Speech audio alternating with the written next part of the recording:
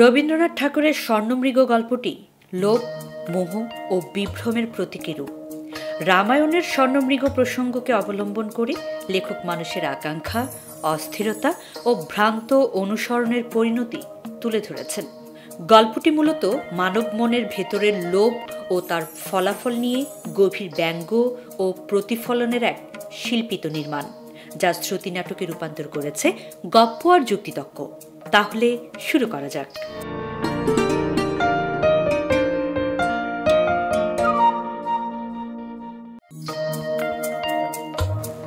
আদ্যানাথ এবং বৈদ্যনাথ চক্রবর্তী দুই শরিক, কিন্তু ভাগ্যের সুদিন এসেছে এক ভাইয়ের, অন্যজনের কপালে শুধু ধুলি।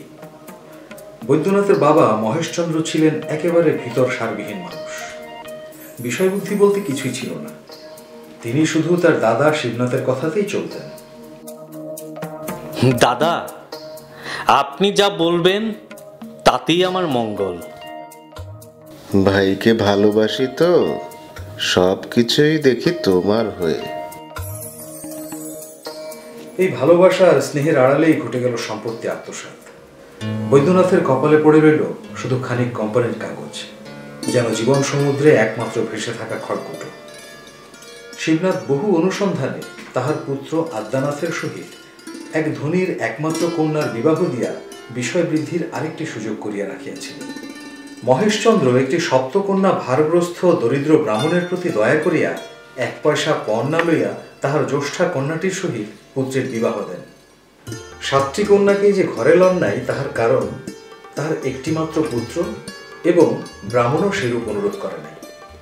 তবে তাহাদের বিবাহের উদ্দেশ্যে সাধ্যাতিরিক্ত অর্থ সাহায্য করিয়াছিলেন। পিতার মৃত্যুর পর বৈদ্যনাথ একেবারে নিশ্চিন্ত। কয়খানি কোম্পানির কাগজই তার জীবনের সর্বস্ব।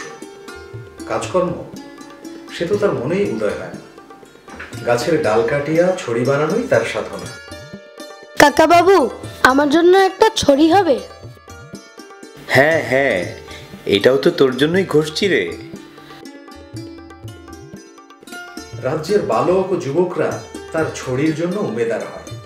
তিনি একে একে দান করেন, মনে করেন এটাই তার কর্তব্য। এমনকি ঘুড়ি, ছিপ, লাটাই বানাতেও উৎসাহের শেষ নেই। সংসারের কাজ সে কি সবের চেয়ে বড়? আর এই ঘুড়ির মাথাটা ঠিক কাটা গেলে কি হবে বলো? যে কাজের কোনো বাস্তব উপকারিতা নেই, তবু যেটায় দীর্ঘ সময় ধরে চাঁচা ছোলা লাগে, সেই কাজেই তার পরম তৃপ্তি। পাড়ায় যখন দলাদলি এবং চক্রান্ত লইয়া বড় বড় পবিত্র বঙ্গীয় চণ্ডীমণ্ডপ ধূমাচ্ছন্ন হইয়া উঠিতেছে, তখন বৈদ্যনাথ একটি কলম কাটা ছুরি এবং একখণ্ড গাছের ডাল লইয়া প্রাতকাল হইতে মধ্যাহ্ন এবং আহার ও নিদ্রার পর হইতে সায়াহ্নকাল পর্যন্ত নিজের দাওয়াটিতে একাকী অতিবাহিত করিতেছেন, এমন প্রায়ই দেখা যাইত। অবশেষে বৈদ্যনাথের সংসারে ষষ্ঠীর কৃপায় শত্রুর মুখে ছাই। জন্ম নিল 2 পুত্র ও 1 কন্যা, যথাক্রমে একে একে নিয়ম মেনে। জয় ষষ্ঠী ঠাকুর! শত্রুরা কই এবার? সত্যি বলছি, কত মানত করেছিলেন, দেখো 3-3টে। ছাই তো শুধু শত্রুর মুখে নয় বাবা, তোমার মুখেও আনন্দের ধোয়া লাগলো। এ যেন কেবল সন্তান লাভ নয়, সমাজে মুখ দেখানোর সুযোগ। বৈদ্যনাথ যেন ভাবলেন, এবার তো তার সম্ভাবনার রথ চলবে দূর পর্যন্ত। গৃহিণী মোক্ষদা সুন্দরীর অসন্তোষ প্রতিদিন বাড়িয়ে উঠিতেছে। আদ্যানাথের ঘরে যেরূপ সমারোহ, বৈদ্যনাথের ঘরে কেন সেরূপ না হয়? ও বাড়ির বৃন্দাবাসিনীর যেমন গহনাপত্র, বেনারসি শাড়ি, কথাবার্তার ভঙ্গি এবং চালচলনের গৌরব, মোক্ষদার যে ঠিক তেমনটা হইয়া ওঠে না, ইহা অপেক্ষা যুক্তিবিরুদ্ধ ব্যাপার আর কি হইতে পারে? অথচ একই তো পরিবার, ভাইয়ের বিষয়ে বঞ্চনা করিয়া লইয়াই তো উহাদের এত উন্নতি। যত শোনে ততই মোক্ষদার হৃদয়ে নিজের শ্বশুরের প্রতি এবং শ্বশুরের একমাত্র পুত্রের প্রতি অশ্রদ্ধা এবং অবজ্ঞা আর ধরে না। নিজ গৃহের কিছুই তার ভালো লাগে না, সকলই অসুবিধা এবং মানহানিজনক। শয়নের খাটটা মৃতদেহ বহনেরও যোগ্য নয়। যার সাতকুলে কেহ নাই, এমন একটা অনাথ চামচিকে শাবকও এই জীর্ণ প্রাচীরে বাস করিতে চাহে না, এবং গৃহসজ্জা দেখিলে ব্রহ্মচারী পরমহংসের চোখেও জল আসে।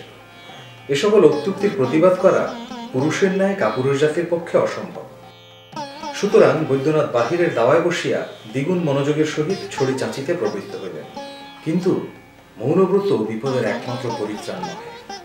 এক একদিন স্বামীর শিল্পকার্যে বাধা দিয়া গৃহিণী তাহাকে অন্তঃপুরে আহ্বান করিয়া আনিতেন। গোয়ালার দুধ বন্ধ করিয়া দাও। দুধটা বন্ধ করিলে কি চলিবে? ছেলেরা খাইবে কি? আমি জানি না, যা করবার তুমি করো। কি করিতে হবে? এ মাসের মতো বাজার করো, আর মনে রেখো এই তালিকের কিছু বাদ চলবে না। বৈদ্যনাথ ফর্দ হাতে নিয়ে পড়েন, চোখ বড় বড় হয়। তালিকা এমন যেন রাজসূয় যজ্ঞের আয়োজন হতে চলেছে। মশলা, দুধ, মিষ্টি, মাংস, শাকসবজি, ফল, শুকনো ফল, এমনকি আতর পর্যন্ত। এত কি সত্যিই আবশ্যক? তবে ছেলেগুলো না খেয়ে মরুক, আমিও মরবো, তাইলেই তুমি একলা বসে খুব সস্তায় সংসার চালাতে পারবে। বৈদ্যনাথ একদম চুপ হয়ে যান, ফর্দ হাতে মুখ শুকিয়ে যায়। বৈদ্যনাথ জানেন এই মুহূর্তে তর্কের চেয়ে চুপ থাকাটাই নিরাপদ। এই রূপে ক্রমে ক্রমে বৈদ্যনাথ বুঝিতে পারিলেন ছড়ি চাচিয়া আর চলে না। একটা কিছু উপায় করা চাই। চাকরি করা অথবা ব্যবসা করা বৈদ্যনাথের পক্ষে দুরাশা। অতএব কুবেরের ভাণ্ডারে প্রবেশ করিবার একটা সংক্ষেপ রাস্তা আবিষ্কার করা চাই। একদিন রাত্রে বিছানায় শুইয়া কাতরভাবে প্রার্থনা করিলেন, হেমা জগৎ দম্ভে স্বপ্নে যদি একবার, শুধু একবার এক দুঃসাধ্য রোগের পেটেন্ট ওষুধ বলে দাও, বিজ্ঞাপনটা আমি লিখে দেব মা, সারা কাগজে ছাপাবো, তাহলেই সংসারে দুঃখ ঘুচবে। অলসের স্বপ্ন যে কতখানি উৎপাদনশীল কল্পনায় ভরা থাকতে পারে তা বৈদ্যনাথের প্রার্থনা শুনলেই বোঝা যায়। সে রাত্রে স্বপ্নে দেখিলেন, শুনে রাখো, আমি বিধবা বিবাহ করিব। এবার একেবারে পণ করলাম। আরে, কিন্তু এই অর্থাভাবের মধ্যে উপযুক্ত গহনা কোথায় পাবো? বিধবার গহনা লাগেই না, কাজেই তোমার আপত্তি খাটে না। বৈদ্যনাথ স্বপ্নে চুপ হয়ে যান, কিছু বলতে যাচ্ছেন কিন্তু মুখ বন্ধ। বৈদ্যনাথের মনে হচ্ছিল একটা চূড়ান্ত জবাব নিশ্চয়ই আছে, কিন্তু কি তা কিছুতেই মাথায় আসছে না। ইতোমধ্যে ভোরের আলো ফুটে ওঠে। বৈদ্যনাথ হঠাৎ উঠে বসেন। আহা, এখন মনে পড়ল, ওর তো বিধবা হওয়াই হবে না। তাই বলছি, এটা ভেবে হয়তো আমি কিঞ্চিত দুঃখিতও হলাম। পরদিন পাতকৃত সমাপন করিয়া একাকী বসিয়া ঘড়ির লক তৈরি করিতেছেন। এমন সময় এক সন্ন্যাসী জয়ধ্বনি উচ্চারণ করিয়া দ্বারে আগত হইল। জয় মা কালী, জয় মা দুর্গা। বৈদ্যনাথ চমকে ওঠেন, মুখে আনন্দের আভা ফুটে ওঠে। সেই মুহূর্তেই যেন বিদ্যুতের মতো বৈদ্যনাথ ভাবী ঐশ্বর্যের উজ্জ্বল মূর্তি দেখলেন। আসুন আসুন মহারাজ, এতদিনে তো এ দরজায় লক্ষ্মী এলেন। বসুন বসুন, আগে তো জল খান। শুনছো, যা আছে সব আনো, দুধ, মিষ্টি, ফল, যা আছে সব। প্রচুর আদর অভ্যর্থনা ও আহার্য জোগালেন বৈদ্যনাথ। তারপর বহু সাধ্য সাধনার পর, মহারাজ, আপনার তপস্যার গোপন রহস্যটা কি জানানো যায়? সোনা তৈরিও করতে পারি, চাইলে তোমাকে শেখাতেও পারি। সোনা? আর আমাকেও শেখাবেন? হে মা জ্যোষ্ঠী, এবার আমার রাজসূয় যোগ্য তো নিশ্চিত। শোনো, মহারাজ সোনা বানাতে পারেন, আমাকেও শেখাবেন। গৃহিণী চোখ বড় বড় করে চেয়ে থাকেন। তারপর হঠাৎ দুহাত উঁচু করে নাচতে শুরু করেন। যেমন যকৃতের বিকার হলে লোকে সবকিছু হলুদ দেখতে পায়, তেমনি গৃহিণী তখন পৃথিবীময় সোনা দেখতে লাগলেন। দেখেছো, আমাদের শোবার খাট খাঁটি সোনা, দেয়ালে সোনার প্রলেপ, পর্দা, আলমারি সব সোনায় মোড়া। তিনি কল্পনা কারিকর দিয়ে গৃহসজ্জা থেকে গৃহপ্রাচীর পর্যন্ত সোনায় মুড়ে ফেললেন, আর মনে মনে বিন্ধ্যবাসিনীকে নিমন্ত্রণ করলেন। আসুন দেবী, সোনার প্রাসাদে আপনাকে বরণ করব। সন্ন্যাসী প্রতিদিন 2 সের করিয়া দুগ্ধ এবং 1.5 সের করিয়া মোহন ভোগ খাইতে লাগিল, এবং বৈদ্যনাথের কোম্পানির কাগজ দহন করিয়া অজস্র রৌপ্যরস নিঃসৃত করিয়া লইল। ছিপ ছুরি লাটাইয়ের কাঙালরা বৈদ্যনাথের রুদ্ধ দ্বারে নিষ্ফল আঘাত করিয়া চলিয়া যায়। কাকাবাবু সরি দেবেন না? ছিপ ছড়ি লাটাইয়ের কাঙালরা দরজায় আঘাত করে ফিরে যায়। ঘরের বাচ্চারা খাওয়ার অভাবে কাঁদে, কপাল ফুলিয়ে আকাশ ফাটায়, কিন্তু কর্তা গৃহিণী কারো দিকে ভ্রুক্ষেপ করেন না। তারা নিস্তব্ধভাবে কটাহের দিকে চেয়ে আছে। চোখে পলক নেই, মুখে একটি শব্দ নেই। দৃষ্টিত একাগ্র দৃষ্টিতে অগ্নিশিখার প্রতিবিম্ব তাদের চোখের মণিকে স্পর্শমণির মতো দীপ্ত করে তুলেছে। দৃষ্টিপথ জ্বলন্ত সুবর্ণ প্রলেপে রাঙা হয়ে উঠেছে, যেন সায়াহ্নের সূর্যাস্তের পথে তাকিয়ে আছে তারা। কিন্তু তারা আসলে তাকিয়ে আছে অপেক্ষমান সোনার প্রতিশ্রুতির দিকে। দুখানা কোম্পানির কাগজ এই স্বর্ণ অগ্নিতে আহুতি দেওয়ার পর একদিন সন্ন্যাসী আশ্বাস দিল, কাল সোনার রং ধরিবে। সেদিন রাতে আর কারো ঘুম হলো না। স্ত্রী পুরুষে মিলেই তারা সুবর্ণপুরী গড়তে লাগলেন। কল্পনার প্রাসাদ, সোনার দেয়াল, সোনার পথ। এই যে এইখানে সোনার বারান্দা হবে, মাঝখানে থাকবে পদ্ম ফুলের ফোয়ারা, খাঁটি সোনা দিয়ে বানানো। ঠিক আছে ঠিক আছে, তবে ফোয়ারার জলের ধারা হবে রূপার নল দিয়ে, সোনার সাথে কন্ট্রাস্ট লাগবে। আরে না, সবকিছু সোনার হলে তবেই মানাবে। কিন্তু একটু বৈচিত্র্য থাকলে তো ভালো। মাঝে মাঝে মতভেদ হচ্ছিল, তর্কও জমছিল, কিন্তু আনন্দ আবেগে তার সমাধান খুব বেশি দেরি হতো না। আচ্ছা ঠিক আছে, তোমার কথাই থাক। তুমি যেহেতু রাজা হবে, আমি রানীই থাকবো। বাকি সাজসজ্জা তোমার মতো করো। আর আমি তো তোমার খাতিরে সোনার রান্নাঘর করে দেব। সেই রাতে দাম্পত্য একীকরণ এত ঘনীভূত হয়েছিল যেন সোনার প্রাসাদের নকশা নয়, তারা নিজেরাই হয়ে উঠেছেন একই স্বপ্নের দুই অর্ধাংশ। পরদিন আর সন্ন্যাসীর দেখা নেই। চারিদিক হইতে সোনার রং ঘুচিয়া গিয়া সূর্যকিরণ পর্যন্ত অন্ধকার হইয়া দেখা দিল। ইহার পর হইতে শয়নের খাট, গৃহসজ্জা এবং গৃহপ্রাচীর চতুর্গুণ দারিদ্র্য এবং জীর্ণতা প্রকাশ করিতে লাগিল। এখন হইতে গৃহকার্যে বৈদ্যনাথ কোনো একটা সামান্য মত প্রকাশ করিতে গেলে গৃহিণী তীব্র মধুর স্বরে বলেন, আমার মনে হয়। আহা, বুদ্ধির পরিচয় তো অনেক দিয়েছ, এখন কিছুদিন ক্ষান্ত থেকো। গৃহিণীর সেই সুরে আদেশ ও আদর দুটোই মিশে থাকে, যা বৈদ্যনাথকে এক মুহূর্তেই নিভিয়ে দেয়। মোক্ষদা এমনই একটা শ্রেষ্ঠতার ভাব ধারণ করিয়াছে যেন এই স্বর্ণমরীচিকায় সে নিজে এক মুহূর্তের জন্য আশ্বস্ত হয় না।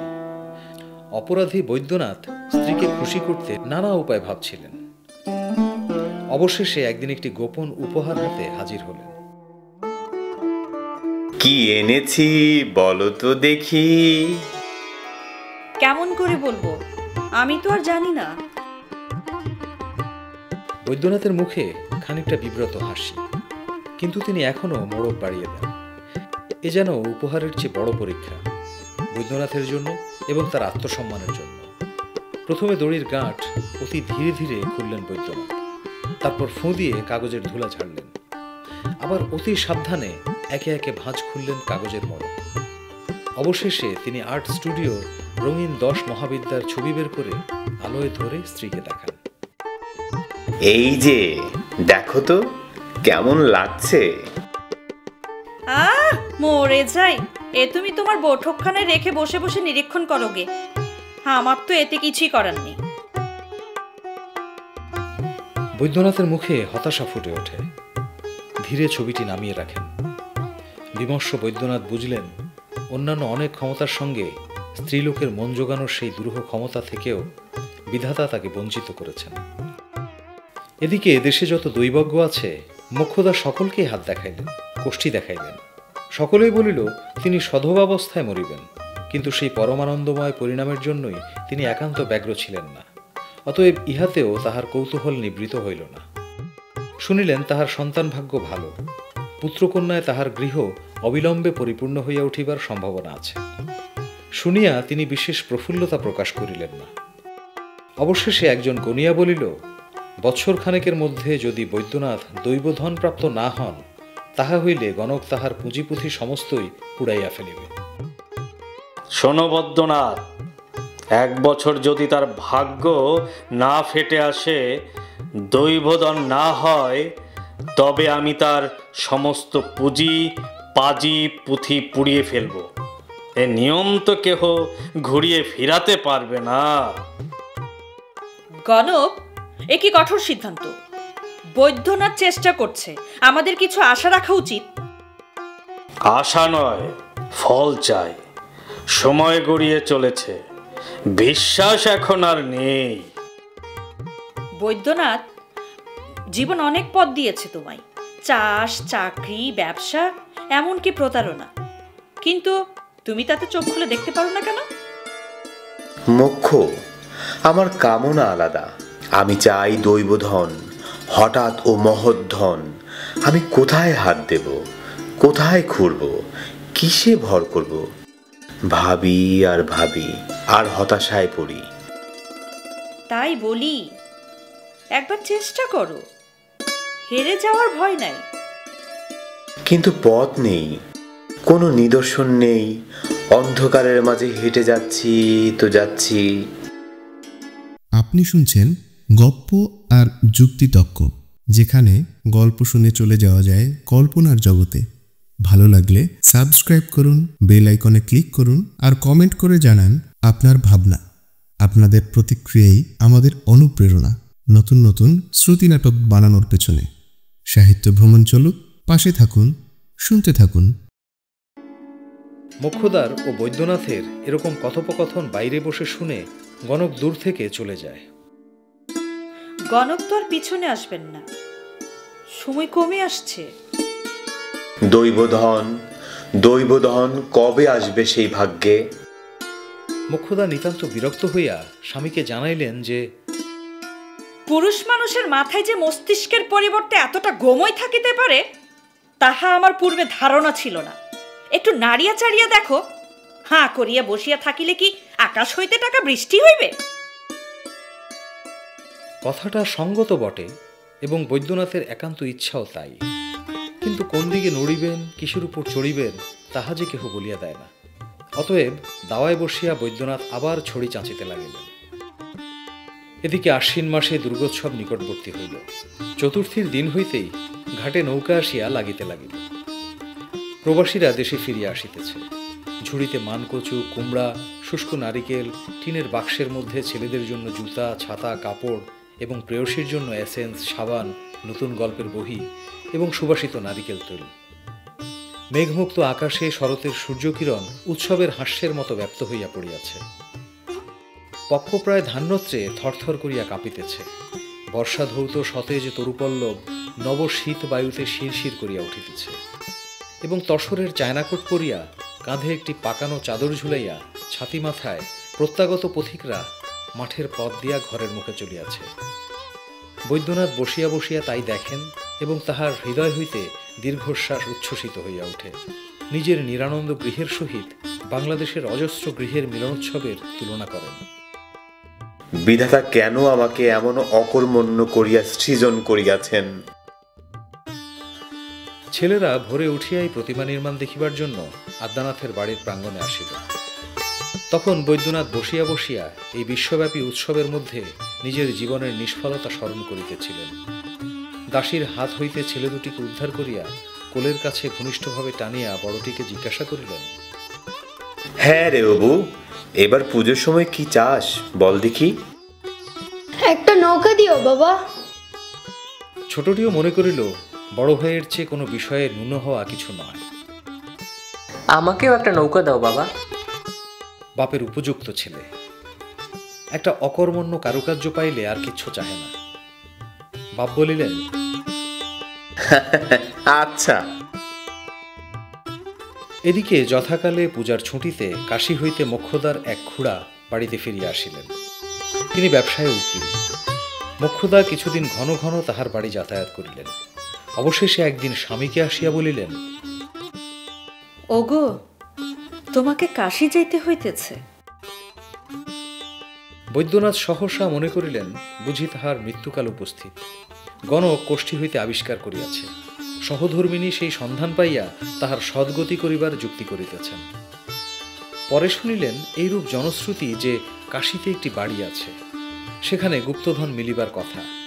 সেই বাড়ি কিনিয়া তাহার ধন উদ্ধার করিয়া আনিতে হইবে। কি সর্বনাশ! আমি কাশী যাইতে পারিব না। বৈদ্যনাথ কখনো ঘর ছাড়িয়া কোথাও যান নাই। গৃহস্থকে কি করিয়া ঘর ছাড়া করিতে হয় প্রাচীন শাস্ত্রকারগণ লিখিতেছেন। স্ত্রীলোকের সে সম্বন্ধে অশীতি পটুত্ব আছে।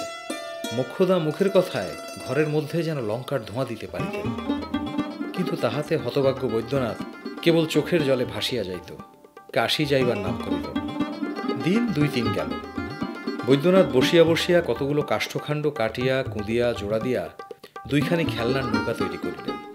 তাহাতে মাস্তুল বসাইলেন, কাপড় কাটিয়া পাল আটিয়া দিলেন, লাল শালুর নিশান উড়াইলেন, হাল ও দাঁড় বসাইয়া দিলেন। একটি পুতুল কর্ণধার এবং আরোহীও ছাড়িলেন না। তাহাতে বহু যত্ন এবং আশ্চর্য নিপুণতা প্রকাশ করিলেন। সে নৌকা দেখিয়া অসহ্য চিত্তচাঞ্চল্য না জন্মে এমন সংযত চিত্ত বালক সম্প্রতি পাওয়া দুর্লভ।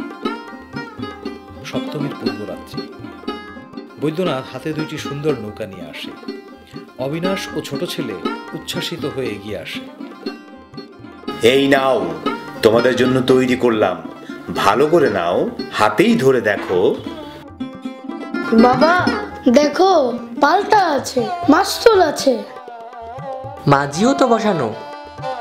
হ্যাঁ, মাঝি আর কর্ণধারও আছে, যেন সত্যিকারের নৌকা। ধন্যবাদ বাবা, আমরা খুব খুশি। ছেলেদের আনন্দ কলরবে আকৃষ্ট হইয়া মোক্ষদা আসিয়া দরিদ্র পিতার পূজার উপহার দেখিলেন। দেখিয়া রাগিয়া কাঁদিয়া কপালে করাঘাত করিয়া খেলনা 2টো কাড়িয়া জানালার বাহিরে ছুঁড়িয়া ফেলিয়া দিল।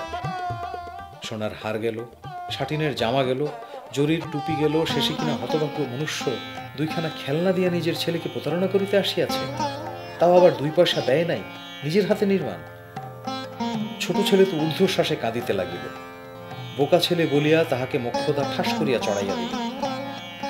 বড় ছেলেটি বাপের মুখের দিকে চাহিয়া নিজের দুঃখ ভুলিয়া গেল।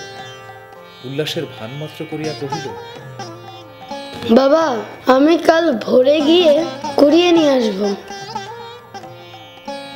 বৈদ্যনাথ তাহার পরদিন কাশী যাইতে সম্মত হইলেন, কিন্তু টাকা কোথায়? কাশী যাত্রা তো ঠিক করলাম, কিন্তু টাকা কোথা থেকে আসবে? আমি আমার গহনা বিক্রি করে টাকা তুলব। এই গহনাগুলো তো তোমার পিতামহীর আমলে, খাঁটি সোনা, ভারী ও মূল্যবান।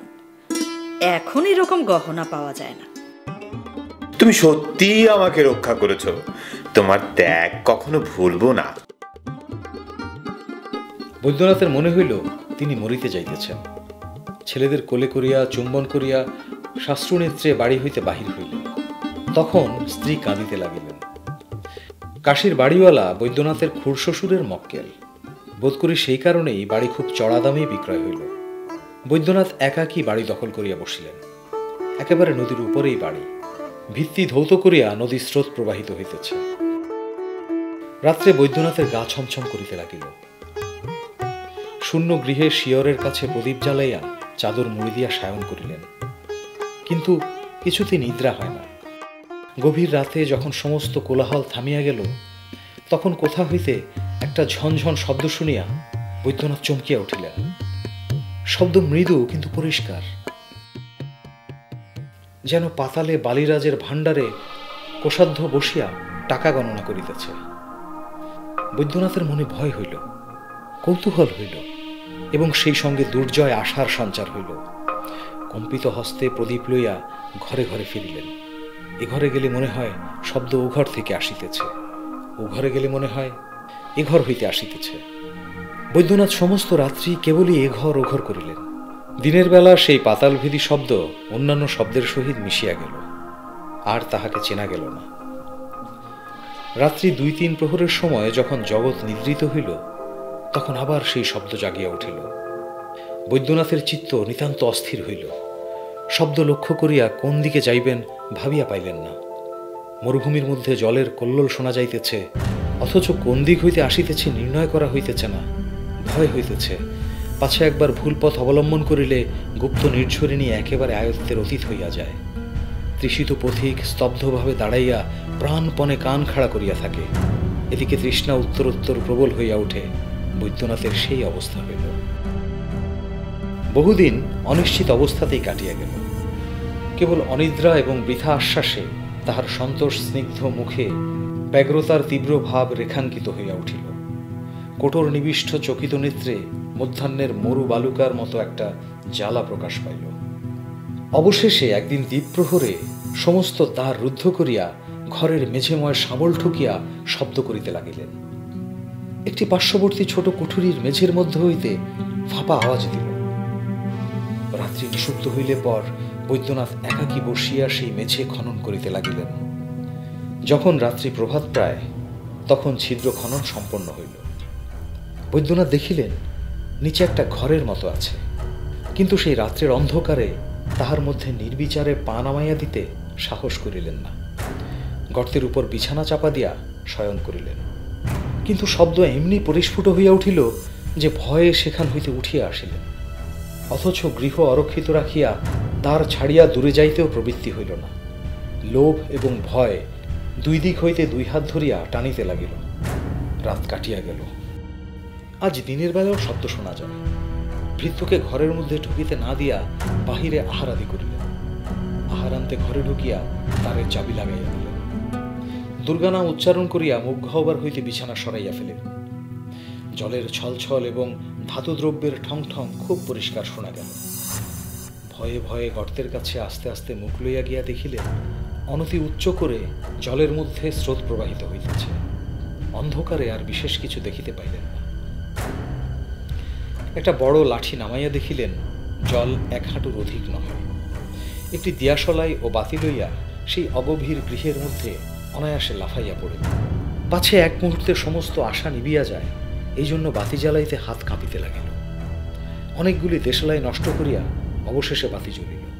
দেখিলেন একটি মোটা লোহার শিকলিতে একটি বৃহৎ তামর কলসি বাধা রহিয়াছে। এক একবার জলের স্রোত প্রবল হয় এবং শিকলি কলসির উপর পড়িয়া শব্দ করিতে থাকে। বৈদ্যনাথ জলের উপর ছপ ছপ শব্দ করিতে করিতে তাড়াতাড়ি সেই কলসির কাছে উপস্থিত হইলেন। গিয়া দেখিলেন কলসি শূন্য। তথাপি নিজের চক্ষুকে বিশ্বাস করিতে পারিলেন। দুই হস্তে কলসি তুলিয়া খুব করিয়া ঝাঁকানি দিলেন। ভিতরে কিছুই নাই। উপুড় করিয়া ধরিলেন, কিছুই পড়ল না। দেখিলেন কলসির গলা ভাঙা, যেন এককালে এই কলসির মুখ সম্পূর্ণ বন্ধ ছিল, কে ভাঙিয়া ফেলিয়াছে। তখন বৈদ্যনাথ জলের মধ্যে দুই হস্ত দিয়া পাগলের মতো হাতড়াইতে লাগিলেন।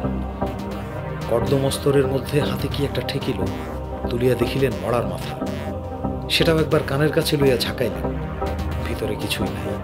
ছুঁড়িয়া ফেলিয়া দিলেন। অনেক খুঁজিয়া নরকঙ্কালের অস্থি ছাড়া আর কিছুই পাইলেন না। দেখিলেন নদীর দিকে দেয়ালের এক জায়গায় ভাঙা, সেইখান দিয়া জল প্রবেশ করিতেছে, এবং তাহার পূর্ববর্তী যে ব্যক্তির কোষ্ঠীতে দৈব ধন লাভ লেখা ছিল, সেও সম্ভবত এই ছিদ্র দিয়া প্রবেশ করিয়াছিল।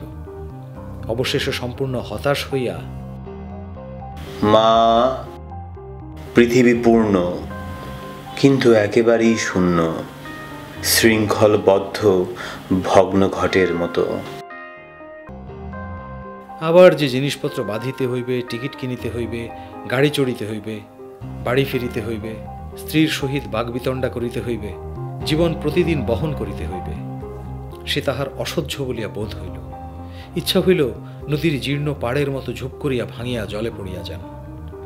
কিন্তু তবু সেই জিনিসপত্র বাঁধিলেন, টিকিট কিনিলেন এবং গাড়িও চড়িলেন, এবং একদিন শীতের সায়ান্নে বাড়ির দ্বারে গিয়া উপস্থিত হইলেন। আশ্বিন মাসে শরতের প্রাতকালে দ্বারের কাছে বসিয়া বৈদ্যনাথ অনেক প্রবাসীকে বাড়ি ফিরিতে দেখিয়াছেন, এবং দীর্ঘশ্বাসের সহিত মনে মনে এই বিদেশ হইতে দেশে ফিরিবার সুখের জন্য লালায়িত হইয়াছেন। তখন আজিকার সন্ধ্যা স্বপ্নেরও অগম্য ছিল।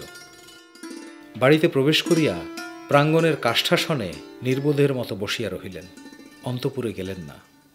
সর্বপ্রথমে ঝি তাহাকে দেখিয়া আনন্দ কোলাহল বাধাইয়া দিল। ছেলেরা ছুটিয়া আসিল।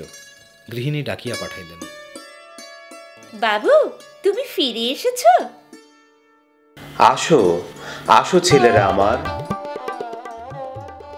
শুষ্ক মুখে মান হাস্য লইয়া একটা ছেলেকে হাতে ধরিয়া অন্তপুরে প্রবেশ করিলেন।